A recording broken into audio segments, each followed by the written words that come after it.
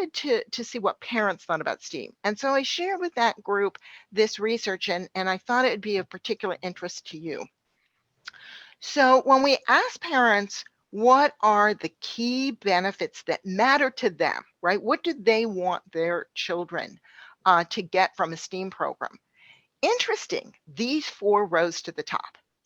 Problem solving, creativity, and you can see there that whole thinking, that assembly of thinking skills there. Tinkering, the time to really deeply immerse yourself in the stuff, right? It's a playful approach to problem solving. And then this look at math and science and multiple subjects adding together, right? So this idea of it's additive. It's greater, the total is greater than the sum of the parts. And because it gives kids the understanding of a real world context. Now, the research also showed us two other points. One is that the acronym STEAM or STEM are less important to parents than the benefits, than those four benefits, and really getting a sense of what the children would be experiencing, right? We learned that the acronym STEAM and STEM are less familiar to the general public and parents than they are to professionals in our field and educators. So our advice to all organizations, but particularly those that are outside of a school setting, is focus on those key benefits when you're communicating about your programs to the public or to parents. So, it's not enough just to say it's STEAM or STEM. You've got to flush out a little bit more of the context, and the recommendation really is talk to those four developmental areas because that's what matters to them. So that's a little bit of, sort of communication advice. Now, we like to start all of our sessions by addressing essential questions. And these are the two that we're going to really focus on in our time together today. The first is, why are the shifts in pedagogy and curriculum, the kinds of partnerships that happen between community organizations and schools, and this broader view of learning environments, why is all of this so essential for student success today? Basically is saying, why is the old way we used to do things not sufficient anymore, right? Why do we need this approach? And the second essential question is, how do we move STEAM beyond rhetoric into really effective practices and policy? So let's take this bottom one first. So beyond rhetoric, right? So why is it important? Is a cross-curricular, cross-disciplinary STEAM mindset important for today's workforce and for career readiness, right? And if you've got some thoughts that you would like to add here, you can add them in the chat box. We've gathered some stats, which I'm sure you know this, but if you want to take a photo of it as a slide, or you're going to get the recording later, we think that this information helps to make your point, right? If you're talking to your organizational board or some of your colleagues and they say, why STEAM? Why isn't the old way good enough, right? We like to say that ground people in the workplace is changing. So as you know, and the McKinsey Consulting Group pointed out, 60% of occupations today, in 60% of occupations, at least a third of the work that is being done is quickly being automated. And you're seeing reports now that with the pandemic and a lot of workers needing to work remotely, there has been even more of an emphasis on getting as much automated as possible. So that's, even within the last year. And there are other reports that talk about 65% of kids that are entering school today are going to work in jobs that don't even exist. So we can't prepare them for a task or a job that we don't know about yet, but we can prepare them with a mindset of innovation and creativity and collaboration, which is what STEAM is all about. And of course, the one that we all know so very well is that technology has reduced the need for us to memorize facts, right? So we all have a phone, and our phones can pull up from a search far more facts than we could ever remember, and they do it with speed and accuracy. So memorization, which many of us had as a focus, how many of these facts can you remember and regurgitate on a standardized test, that is becoming an outmoded approach. So if this is not new information for you, but actually just reinforces the patterns and the trends in the workplace that you've been seeing. So what is the solution, right? So this rise in creativity, this mindset that we can help develop in students. And the good news is that it's not just educators that are looking towards creativity and trusting its guide to the future. These represent, this first section was a survey with employers. So what is the critical leadership skill that are needed in employees and will be even more needed over the next 5 years? Creativity came up as the #1 leadership skill. The second box is from Yahoo Finance, right? Not necessarily an arts organization, saying the #1 most in demand life skill in last year was creativity. And then, of course, late Sir Ken Robinson, who we dearly miss, is famous for quoting that creativity is now as important education as literacy, as basic as literacy. In fact, many talk about it as visual literacy and creative literacy. So there is a clear alternative to the outdated modes. And when we speak of creativity, we have a saying that we think is pretty powerful, which is when something is created, something bigger happens. Think about that. It's something sort of magical, because when you create something, you put a little bit of yourself in it. So there's increased engagement. It's super relevant, right? It's really personally meaningful. And what students, kids start to experience in a STEAM program is they realize creativity is essential for every STEAM career, right? Without creativity, we wouldn't have scientific discoveries or tech advancements. Engineers have to be super creative to do their designs. Artists and every expression of art, from storytelling and drama and writing and visual art, creativity is at the core. Mathematical solutions often have that creative approach, right? So every part, and the list goes on. We often like to ask kids once they're involved in this, name another STEAM career that you're thinking about or excited about, and tell us how creativity is essential there. So I always like to mix up the voices. The neuroscience says that you get tired of hearing the same person speak. We got to shake it up a little bit after a few minutes. So I would love to have a participant reader. Could someone please unmute their mic? I'm seeing Phyllis smile. Phyllis, could you please unmute your mic and read the quote that I'm going to be putting up in just a moment? So I love this quote that is from an elementary school principal that Phyllis is going to read in a moment, because what she talks about is this beautiful balance between what we know is rooted in good child development is perfectly aligned with what the workforce needs. So take it away, Phyllis. Children come to us as creative, curious beings, eager to interact with their environment. Asking them to sit quietly and listen to adults is not consistent with everything we know about child development and how humans learn. Nor are these practical skills for the real world. How many jobs ask workers to just listen and memorize? We must employ strategies that prepare children for their future. What are your thoughts, Phyllis? Amen. Well said. Well said. Absolutely. And I don't know if any of you have had the pleasure of working with the Chula Vista School District in California.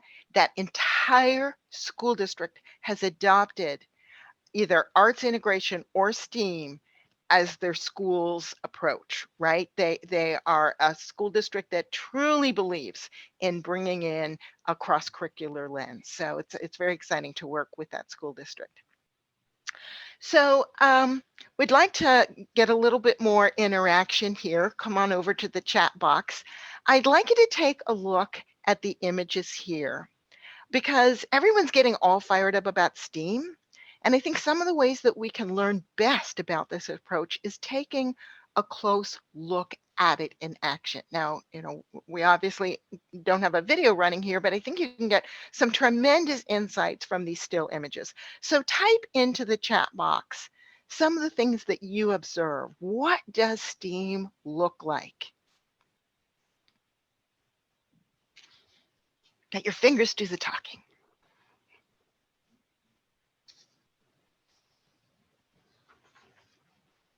Ownership, absolutely. You can see that, particularly as the one child is presenting, really owns that space. Model building, designing and testing a prototype.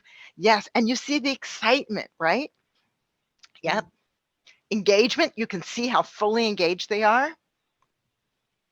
Yep, a depth of engagement. Absolutely. Cooperation, right? They're doing it together. Their arms are like crisscrossing each other. Absolutely. Pride in their work. It's not one answer. Absolutely. Good. Agency. Yeah, when you design it and you're in charge, you can absolutely. So proud of it.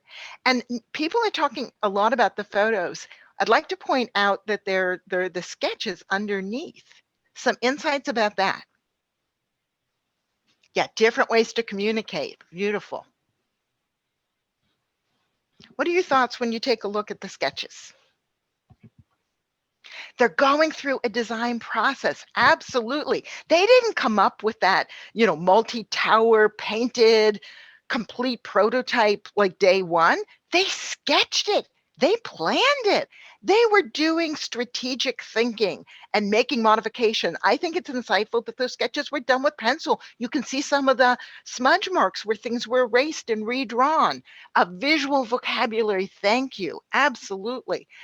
So this whole process shows how the STEAM approach works, right? It's engaging kids fully, problem solving in real time. Absolutely. So that brings us to a lot of the things that you said here are going to be very similar to the kinds of points on this list. The main headline we have here, just to clarify, STEAM is not a lesson. It's not a curriculum, certainly not a kit or a textbook.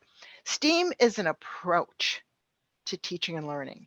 And the essential elements in that approach, regardless of where it happens, in a classroom or an arts organization or a theater production, first we say, let's look at ourselves. What is the adult's role? So in STEAM, the adult's a facilitator, not the disseminator or keeper of all knowledge, right? Collaboration. Kids must see the collaboration among us as peers and within their student peer group. One of the most important things we saw on those photos on the previous slide was the kids plan and implement their projects, right? Someone had said ownership. When you own that idea, agency and ownership, which is a perfect segue to the other important piece here, growth mindset, right? Disposable mistakes. We talk a lot about, we all learn from mistakes, just try to make them disposable, the kind you can just move on, right? Not big tragic mistakes, just little disposable mistakes. And the other thing that I'm sure you all can make so much sense for your various settings is that STEAM programs look, feel, and especially sound different, right? They're not silent.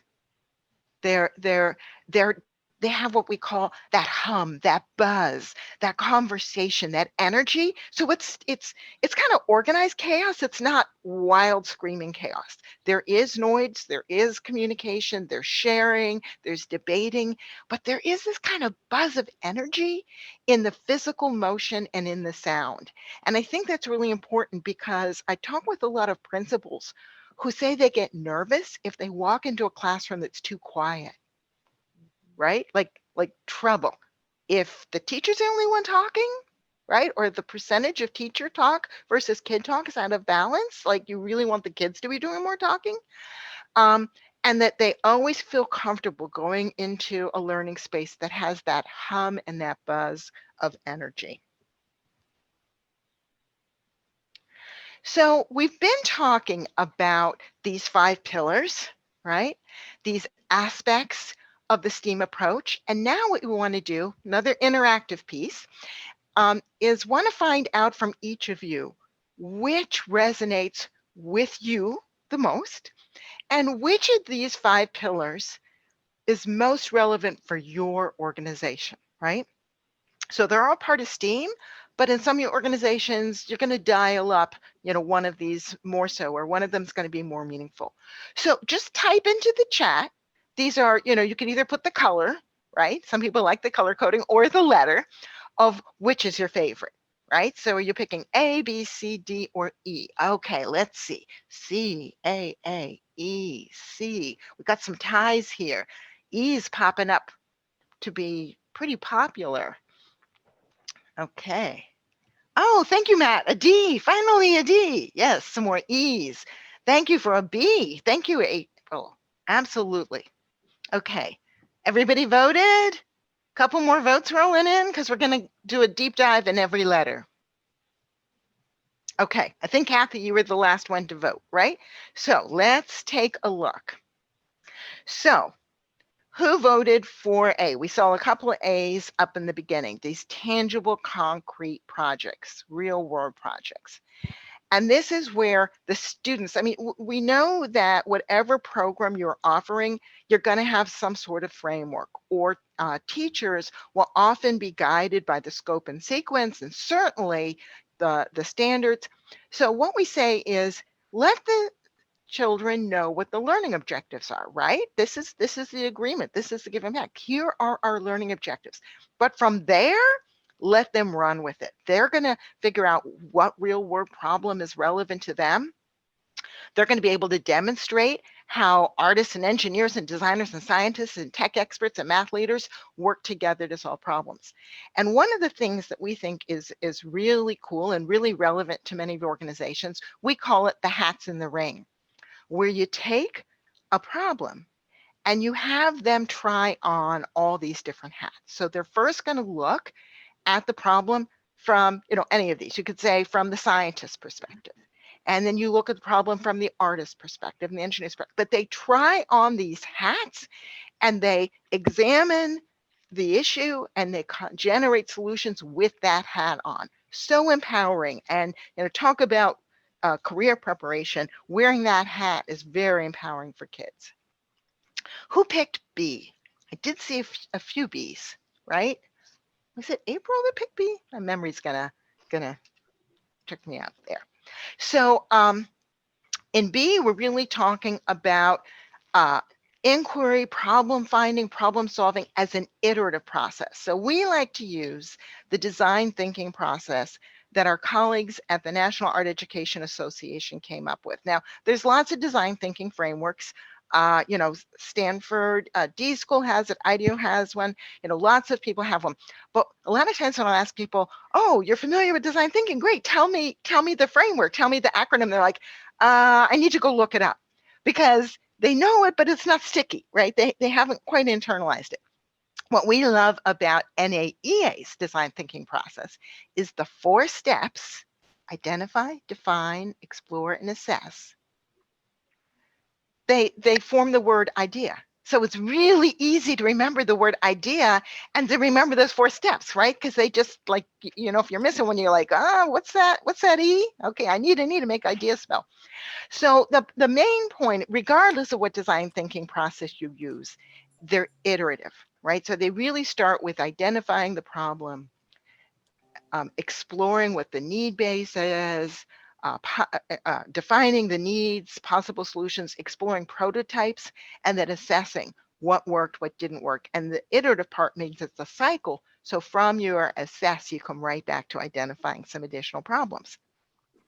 So one of the fun tools that we like to use to help with this, and it's an inquiry tool, is what's missing, right? A set of questions, inquiry built around what do we know and what do we need to know? because sometimes the best questions are really unpacking what we haven't considered yet, what information is missing. And so it's a great way to infuse inquiry into that design thinking process. Now, who picked C? I think we had, oh, right there, Kathy picked C, Sarah picked 2, yay. C and D, Lisa picked C. All right, great. So we got a lot of people who picked C. So this is about making sure that all of our disciplines are treated fairly and come to the table. And we really look at weaving together those content areas with those cross-curricular standards in mind.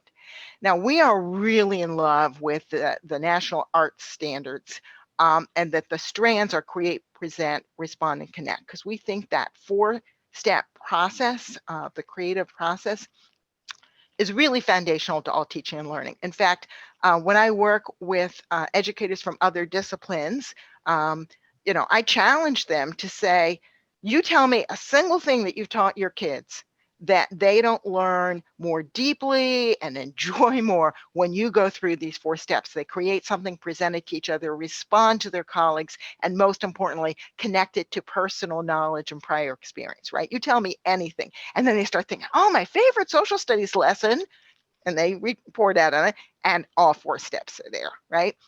So I think, the first thing we can do is we can make sure that others who are not familiar with the National Art Standards and the 4 strands here do become familiar with them, and they fall in love with them just as much as we are. Cheri, And I the want to interrupt just a second. Can you go back a slide? Yeah. And it's real important that I think, I hope everybody knows this, but if not, I want to point it out that these 4 from the National Arts Standards are not just visual arts. They go across all of the arts areas. So it's music and theater and dance and visual arts and media arts. So that's one of the cool things why it applies to all of them. Okay, thank you. Yeah, and what I love, which was absolutely brilliant, is they brought together the National Coalition of Art Standards. So everyone had a seat at the table, right? Music, drama, dance. And because they realized there were not yet standards for the media arts, they brought media arts experts in so that that voice was added to this holistic look of the standards. Yeah. And I think they're the best set of standards around. Like when we show them to the math and the language arts people, they're like, oh, this should be ours. And in fact, that's the other thing we've done is we take the national standards, and it says here visual arts because we use presenting instead of performing. That's the nuance on the other, is some of the groups call them performing instead of presenting, but to me, presentation and performance are so similar. But we show the art standards lined up in a crosswalk with, this one shows math standards, but we also do written and verbal literacy standards. We do them with all of the next gen science standards, and we show how closely aligned they are. So for the math, right, they have problem solving representation. They have communication. Look, they have connections just like we have connecting. Such similarities between the standards. And here, the next gen science, right? So we call it creating, and they give a laundry list, which is basically creating, right? Designing solutions, making models. I call that creating, right? Then we have responding, they have the analysis, the interpreting, right? So you can see these are direct parallels, but once you've shown people, who are deeply steeped in next gen science standards, and they're teaching this every day, and you show them the parallels to our standards, they get excited.